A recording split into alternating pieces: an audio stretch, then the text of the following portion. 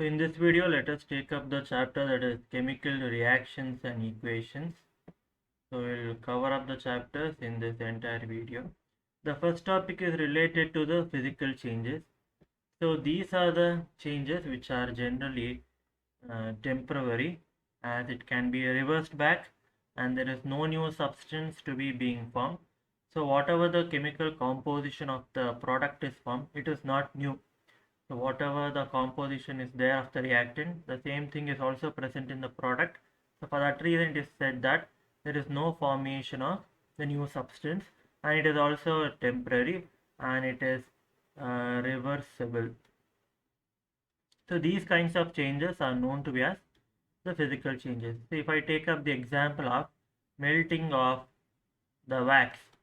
So once what happens after the melting up of this wax, then again I can tend to use it in the preparation or the manufacturing of the candle. So in this note we can call this to be as a physical change.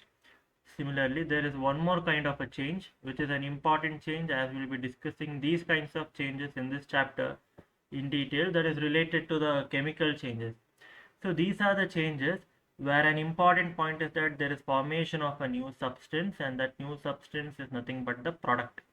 And whatever the product is formed, it is a permanent change. Permanent change, it refers to that it is a irreversible kind of change. It is not a reversible like how we have seen in case of the physical changes. It is a permanent change, it is an irreversible change, and whatever the new product is formed, it is having a new chemical composition. The chemical composition is not similar to the reactant, it is forming a new chemical composition. So these types of changes are known to be as the chemical changes. So whatever the chemical reactions we study in this chapter, it is all the examples of the chemical changes, because the products tend to differ from that of the reactant. Whereas in certain cases, whatever the reactions we take, it may be reversible in nature. That would be accomplished only when we tend to provide certain external factors on it. So how do I identify whether the chemical reaction has occurred or not? So for that reason, there are certain factors to determine whether the chemical reaction has took place or not. In that case, the first one is related to the change in state. Like the reactant may be solid in state, whereas the product formed may be liquid in state, or in certain cases it may also be gaseous in state. There is change in state of matter. Or else in certain cases the reactant may be liquid in state, the product may be gaseous in state. In this way, there is certain change in the state of the matter. It tend to differ between the reactant as well as whatever the product is formed. Next is change in color. So in certain cases, what happens is that whatever the product is formed, it tend to emit out different color. If I take up the example of copper sulfate, that is blue in color, after the process of the electrolysis, that is decomposition reaction, the color changes to green. There is certain change in the color. So regarding this, we take up various examples when we discuss related to different chemical reactions. The next case, that is related to the evolution of gas. There may be release of carbon dioxide gas, there may be release of the nitrogen gas, or there may be release of the oxygen gas. So if I take up the example of photosynthesis, there is the release of oxygen gas. Photosynthesis is also a chemical reaction which results in the evolution of gas. In this way, there are various other examples also. If I take up a neutralization reaction, there also we can see certain evolution of gases and all. The next reaction to determine is the change in temperature. In certain cases, whenever the reaction takes place, either the heat is absorbed by the reactant to produce the product, or in certain cases the heat may be liberated out to form the product. That is related to the exothermic reaction and endothermic reaction. So due to the change in the temperature, the hotness of the reactant may vary. It may increase or decrease, which results in the formation of the new product. So next is the formation of the precipitate, especially during the double displacement reaction. We see more number of precipitate formation. Whenever precipitate is formed, generally it is denoted with the arrow mark pointing towards the downward direction, which indicates that there is a formation of precipitate, and it is indicated with the three letters, that is PPT, which tend to indicate that it is a precipitation reaction. This precipitate, it can be white in color, it can be yellow in color, it can be brown in color. This tend to vary based upon the reactions. So next is what is a chemical reaction? So chemical equation is nothing but the symbolic representation of whatever the chemical reaction has taken place. Writing this in terms of words would be very difficult, so for that reason an alternative way is nothing but to represent that with the help of certain symbols. So whatever the chemical reactions has took place, that could be indicated with the help of the equations. So equation comprises of various symbols so that we can indicate like in what manner the chemical reaction has took place. So generally what happened, whatever the reactants are there, they are written on the left side.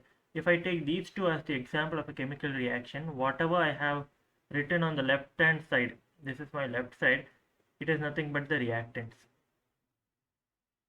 And generally once I write the arrow mark, it is nothing but the formation of products, and these products are generally written on the right side. So right side is generally indicated with products and left side is generally indicated with the reactants, and this is written in terms of words, whereas I can write this in terms of even the symbols also, right? So if I take magnesium, that is Mg, oxygen, that is O2, whatever the oxide is formed, it is nothing but the magnesium oxide. I can balance it this by writing 2 on the both sides, so that 2 Mg, here also it is 2 Mg, 2 O2, 2 O2 is there. So magnesium oxide, whatever is written towards the left is my reactants and towards the right is known to be as my products. So methane, if I take, methane is what? It is a natural gas which comprises of carbon and hydrogen in its compound. So CH4, that is methane, again it is reacting with oxygen. So generally the fuels which are reacting with oxygens, they tend to undergo the process known to be as combustion, which tend to release large amount of heat also in these scenarios, resulting in an exothermic reaction, which gives out even the evolution of gas, that is carbon dioxide, and also formation of water. So this carbon and oxygen combines to form carbon dioxide, and the remaining hydrogen and oxygen tends to form the water molecule. So towards the right, as usual, these are the products which have been formed due to the reaction between these two reactants. So in this way, there are various chemical reactions what we can discuss as of now, whereas the first and foremost reaction is the combination reaction, where the name itself indicates that it is a reaction between the two different reactants. In this case, if I take calcium oxide is one reactant, water is one more reactant. There are two reactants. Once these two reactants combine, it results in a formation of one product. Generally, these two reactants, they tend to combine together and result in a formation of one product. So it is a reaction in which a single product is formed when there is two or more reactants which have got combined. So it is known to be a combination reaction, because there is a combination of the two reactants to form one single product. So there are various examples to this. The first example is the calcium oxide. This calcium oxide reacts vigorously with the water to form the calcium hydroxide. This calcium hydroxide is also known to be as the slaked lime present in the aqueous solution. It is in the aqueous manner. That is, solute present in the water is known to be as an aqueous condition. And there is also generation of certain amount of heat, which is known to be as an exothermic reaction, because there is an evolution of heat over here. So whatever the slaked lime is there, that is calcium hydroxide, it is used in the whitewashing process, because this calcium hydroxide, whenever the coating is done upon the wall, it reacts with carbon dioxide, results in a formation of calcium carbonate. So in this case, we can see how the reaction is taking place. So the calcium hydroxide is formed, that is slaked lime, and this reacts with the carbon dioxide, which is generally present in the atmosphere. It results in a formation of calcium carbonate. It is a solid in nature, and there is also release of the liquid, that is water. This calcium carbonate coating, whatever it has developed on the walls, tend to give out shiny appearance. The shiny appearance is obtained due to the calcium carbonate, so it is utilized in the process of whitewashing. So by the way, this is a very slow process as it may take almost 2 to 3 days to occur. It is a slow chemical reaction. That is the reason most of the chemical reactions are irreversible in nature. So the other examples what we see for the combination reactions at the formation of water, we can see hydrogen, it is a gas, oxygen, it is a gas, it tends to form the water. So that is aqueous in nature. So two reactants, one product. Burning of methane, this is methane CH4, it is in the gaseous state. Oxygen as usual gaseous state, it tends to form CO2. There is a liberation of water. Burning of coal usually comprises of the element carbon. So carbon is reacting with oxygen, releasing of CO2. These reactions are also known as the combustion reaction. Whenever the carbon containing compounds are reacting with the oxygen, it results in a evolution of large amount of heat is being produced. So burning of coal comes under even the exothermic reaction, this combustion process. So the exact opposite of the combination reaction is decomposition reaction. In case of decomposition reaction, there is a single reactant which breaks down to give simpler products, and this process is known to be the decomposition reaction, where there is presence of only single reactant. Whereas in case of combination reaction, it involves two reactants, right? Because it tends to indicate that it is a combination. They need to combine. So to combine, at least minimum of two reactants is present. Whereas in case of decomposition, even in case of biology, we have studied related to the decomposition of the organic matter. It is getting broken down into the simpler products. Even in case of chemistry also, this decomposition refers to the breaking down of the single reactants into the simpler products, and these reactions are known to be the decomposition reaction. We have a very good example of the decomposition reaction of reacting of the silver chloride, that is AgCl. This is known to be silver chloride, which is present in the solid state. When it is reacting under sunlight, if silver chloride is reacting under sunlight, it tends to form Ag, that is a silver. This is also in solid state, and one more product is chlorine gas. So here we can see formation of two products from a breakdown of the single reactant. It is getting broken down to form the silver and chlorine gas is released. How do I balance chlorine 2? So I'll place over here 2, so 2Ag, here also 2Ag, 2Ag, 2Ag, Cl2, Cl2, right? And this AgCl2, that is silver chloride, is white in color generally. Due to exposure of sunlight, it became grayish white, predominantly gray in color. So this is one example of the decomposition reaction. This decomposition is also known to be as photochemical decomposition, because photo refers to what? It refers to light.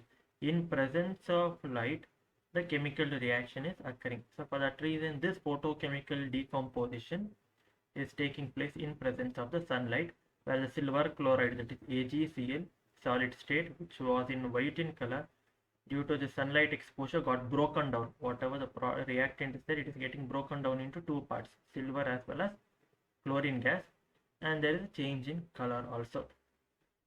And we can take up one more example, that is of AgBr silver bromide, again in presence of sunlight. Sunlight, because it is a photochemical, photo means sunlight is required, and it is a chemical reaction. If it is getting broken down, it results in formation of silver that is Ag, and Br2 is formed. Br2 is nothing but the bromine.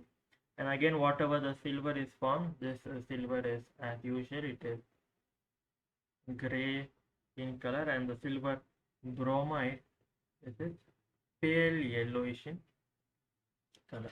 So we can see one reactant broken down to form two products.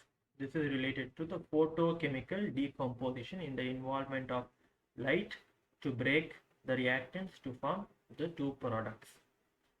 So next we have thermal decomposition. Again, the name indicates that the thermal refers to what? Thermal refers to heat. So in case of photo, light is required. In case of thermal, heat is required. These reactions uses energy in the form of heat to decompose reactants. So calcium carbonate. So we know that calcium oxide reacts to form the calcium hydroxide with the CO2 to form calcium carbonate. Right, in the previous sector we have learned.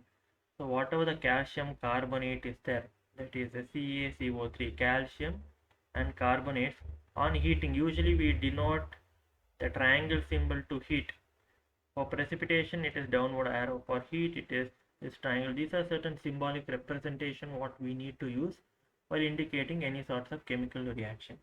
So this results in the formation of the calcium oxide, and also the remaining carbon oxygen forms the CO2.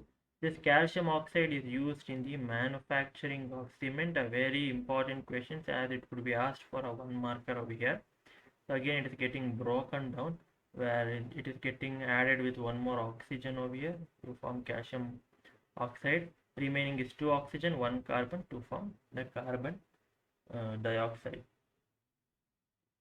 So this is one sort of a reaction due to the provision of heat, the decomposition has occurred. So we have one more example for this, that is the utilization of the ferrous sulfate on decomposition. Ferrous sulfate is FeSO4.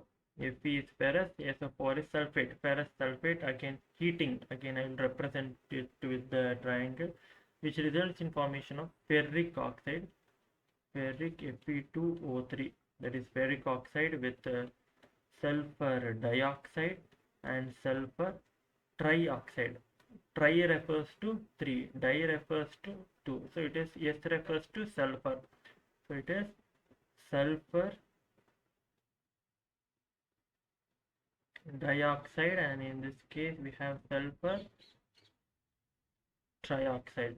Tri for 3, di for 2, and again I am providing heat to the breakdown of the ferrous sulfate to ferric oxide. Oxygen group is there, so it is oxide. Iron group is there, so it is ferric, and it is with a +2, so it is known to be as ferric, not as ferrous. So we have ferric oxide, sulfur dioxide, sulfur trioxide, and there is formation of more than 2 products, right? And the reactant is just only one give rise to more than 2 products, which is also an example of thermal decomposition due to the presence of the heat. So next we have displacement reaction. Displacement refers to what it is getting displaced, or it is getting transferred, it is displaced. So it is a type of chemical reaction in which a more reactive element displaces. It tends to occupy the place of the less reactive element. Usually the dominant one replaces the recessive ones, right? So the more reactive one replaces with the less reactive one. This undergo between the metals as well as non-metals. So let us take up one example of the single displacement reaction. In case of single displacement reaction, an element reacts with a compound and takes the place of another element. That is, more reactive elements takes the place of the less reactive element. There is only involvement of one element. We'll take the example, that is the zinc is one element, and this is in a form of granules you might have seen, and it is a gray in color. Zinc, have you seen? It will be in form of granules in this way, small tiny granules, which is generally silverish in color or gray in color. Solid state is zinc. It is a reactive one. It tends to react with one more compound, that is copper sulfate, and we know the copper sulfate color is what? It is bluish in color, and it is in the aqueous state. And zinc being more reactive, it replaces one more metal, that is the copper. So due to replacement it forms zinc sulfate. So this zinc sulfate is in the aqueous state, and one of the characteristic of a chemical reaction is the change in color. So it becomes colorless. Before it was blue in color, right? The solution, the aqueous solution was blue in color. It got colorless due to the addition of the zinc granules into the copper sulfate solution. There is also evolution of the copper metal. Copper, as usually we know that, is brown in color. So this is a very good example for the single displacement reaction. We have zinc, solid state, grayish in color. The copper sulfate, aqueous solution, bluish in color. This being more reactive, it replaces the less reactive copper to form zinc sulfate, and the copper ion is released. We have one more example.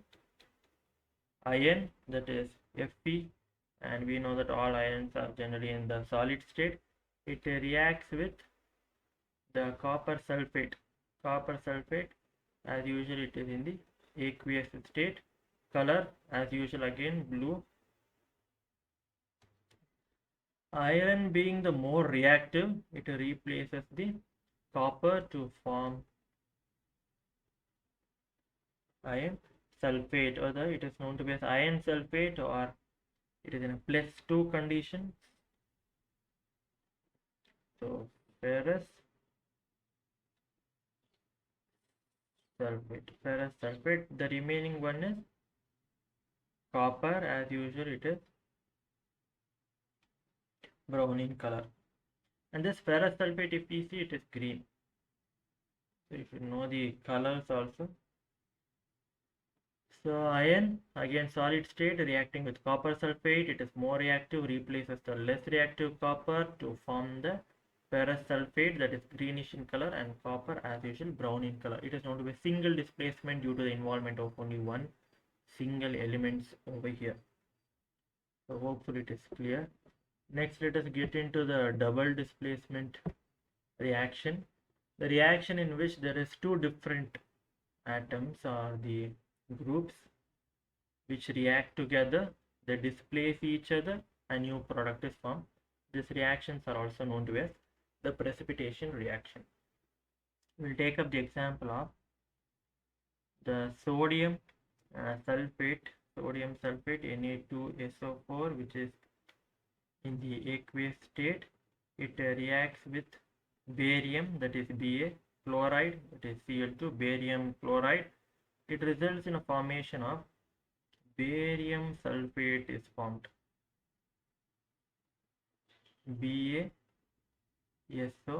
for barium sulfate is formed, plus, and the remaining, that is sodium is there, chlorine is there, it combines to form the sodium chloride. Sodium chloride is formed. So the sodium chloride is also, all the reactants and products are in the aqueous state. This barium sulfate is a white precipitate which is formed. It is a white PPT. It is a white precipitate. That is the reason in most of the double displacement reaction, white precipitate is formed. So this is sodium sulfate, Na2SO4, reacting with the barium chloride, BaCl2, and BaSO4 is formed as the reactant, which is a white precipitate, and sodium chloride is one of the other byproducts. There is involvement of two atoms over here. We can see two groups of atoms in the reacting molecules to form the new product. So for that reason, it is known to be a double displacement. In that case, it was only zinc plus copper sulfate, right? And this got replaced over here. There is only one. Over here it is two. One is barium, other is sulfate, right? So for that reason. So we have one more example, that is AgNO3. AgNO3 is known to be a silver nitrate. It reacts with the sodium bromide. When silver nitrate, silver means what it is? Ag, nitrate, nitrogen containing compound, nitrate, sodium bromide. So it forms silver bromide is formed. This silver bromide, whatever it has formed, it is also precipitate, and the color of this precipitate is yellow precipitate. It is a yellow precipitate, and sodium nitrate is formed. Sodium nitrate. So sodium nitrate is one product which is formed, and the precipitate is the Ag and Br. Ag, Br, silver bromide. Silver bromide is tend to forming white precipitate, and the remaining product is what? The sodium nitrate. If you want it as Na for sodium, NO3 is the nitrate. So these two is a very important example for the double decomposition or the double displacement reaction. Next, let us get into one more kind of a reaction. This reaction is known to be as the neutralization reaction. It is a reaction where an acid reacts with a base. It results in a formation of a new product that is generally salt, and along with salt there is also formation of water. So an acid is reacting with the base to develop a salt and also water. A simple example is HCl, hydrochloric acid. It is an acid reacting with a base. Base generally has OH group ions, NaOH, sodium hydroxide. It forms NaCl. NaCl, the sodium chloride, is nothing but the common salt what we generally consume at home, the common salt NaCl. Along with this, what is liberated? OH is there, H is there. Two hydrogens, so it is H2O. So it is an acid, it is a base. Salt is formed, water is formed. Hydrochloric acid, sodium hydroxide, the common salt is formed, H2O is also formed. You can take up one more example by taking sulfuric acid, H2SO4. It is a sulfuric acid. It is reacting with a base, that is NaOH. And once it reacts, what happens is that it forms Na2SO4 plus remaining is the water. This Na2SO4 is formed. So how did this 2 come? That is by the sulfate group has -2 charge. That 2 is nothing but Na2SO4. And Na is having plus 1 charge. So here it is Na2SO4. You can just write as 1. It is of not importance in this case. The sodium sulfate is formed. It is also a salt. So this is the example for neutralization reaction. So the next reaction is the oxidation reaction, which is a simple reaction. So it is a process in which the oxygen is added to a substance, or you can say oxygen is added to the reactants, or the hydrogen is removed. Either the oxygen is added or hydrogen is removed. These reactions are known as oxidation reaction. Copper reacting with oxygen, and if I provide some amount of heat, so then what is happening? Copper oxide is formed. O2 is there, so to balance I'll put as 2 over here, so copper again 2 over here. There is 2 copper, 2 copper, 2 oxygen, 2 oxygens over here. So due to the addition of oxygen to this reactant, this reaction is known to as oxidation reaction. I'll take up one more example of hydrogen sulfide. Hydrogen sulfide, again it reacts with oxygen. It results in formation of the sulfur and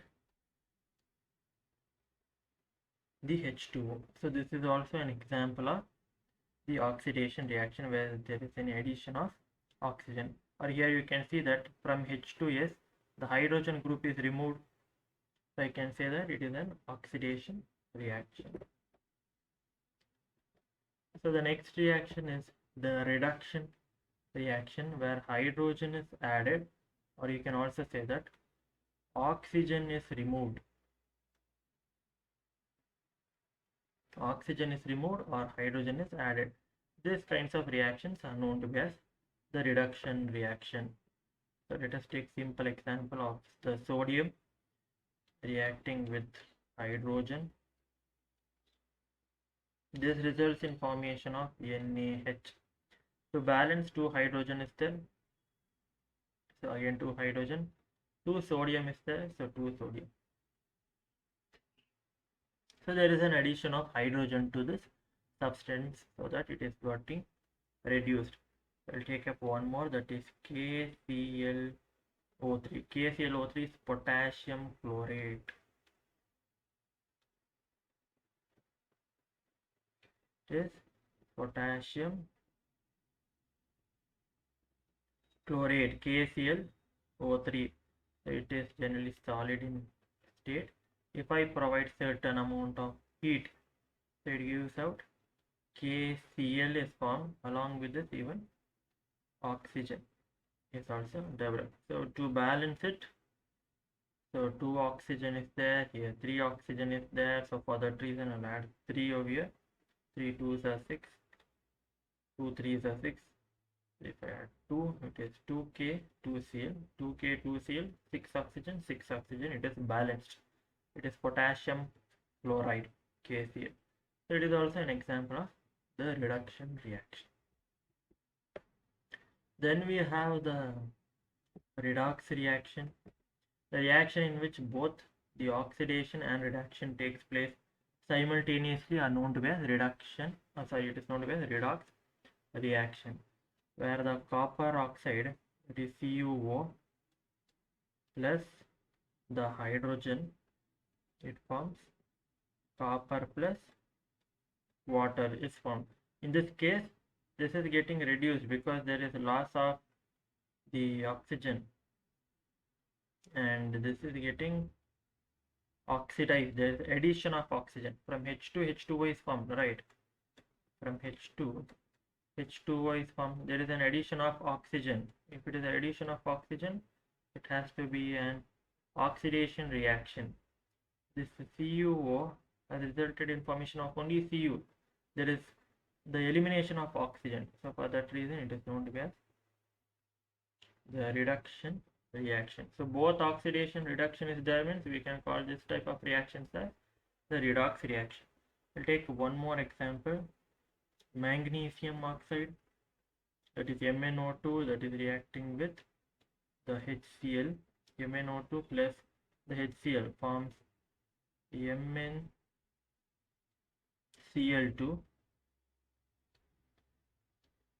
plus the Cl2 plus H2 is formed.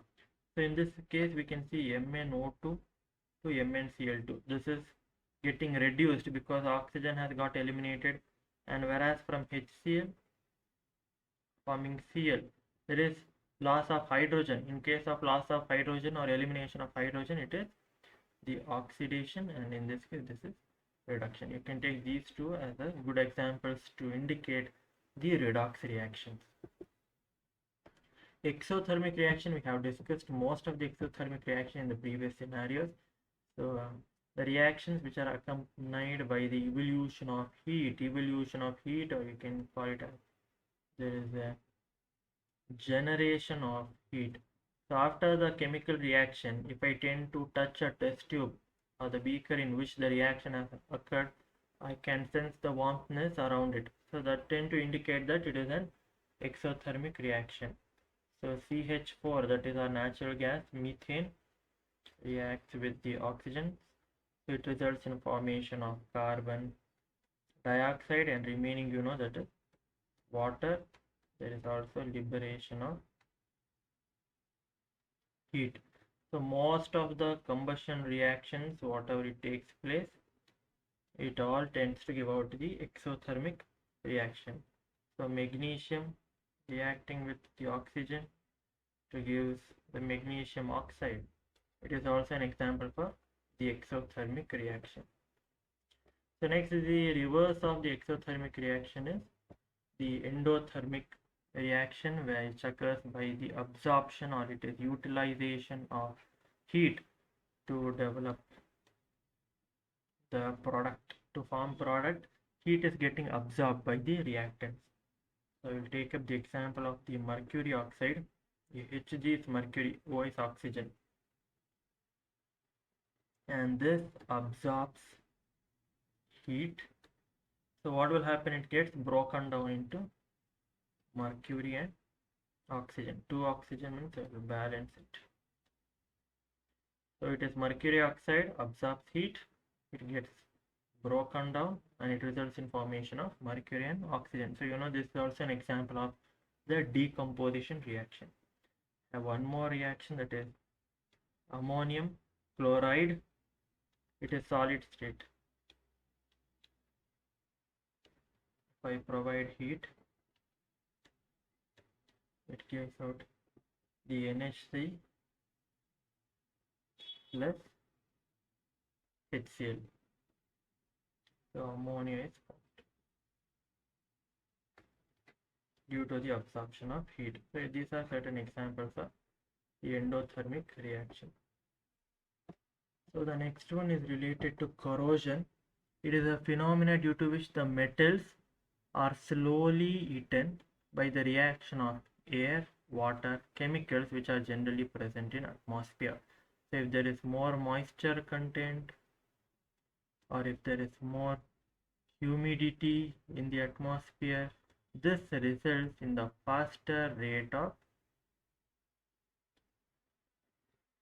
corrosion. So generally rusting of iron is a very good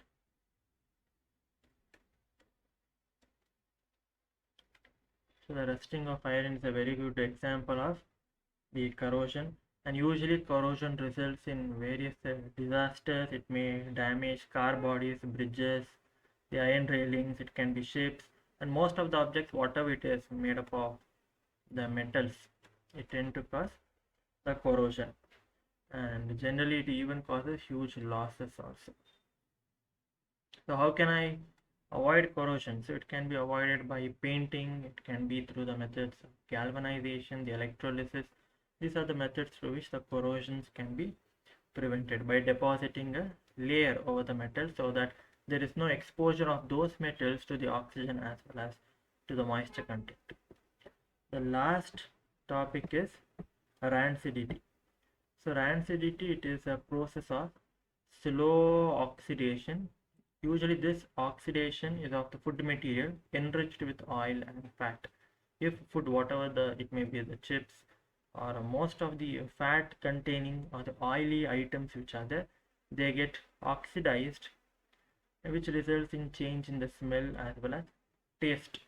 The texture, the odor, the taste, it tend to differ, and this phenomenon is called as rancidity, and this occurs due to the slow oxidation of the food materials which are enriched with the oil and fat.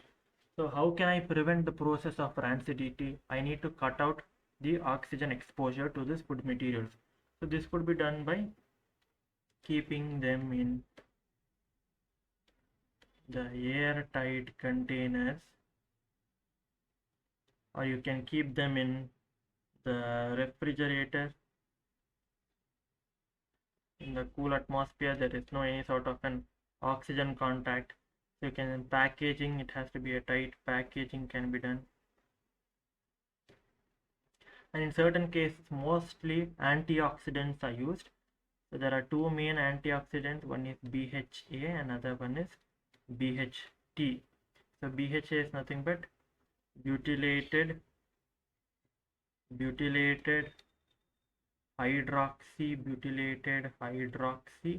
anisole, and here also it is butylated hydroxy. The T stands for toluene.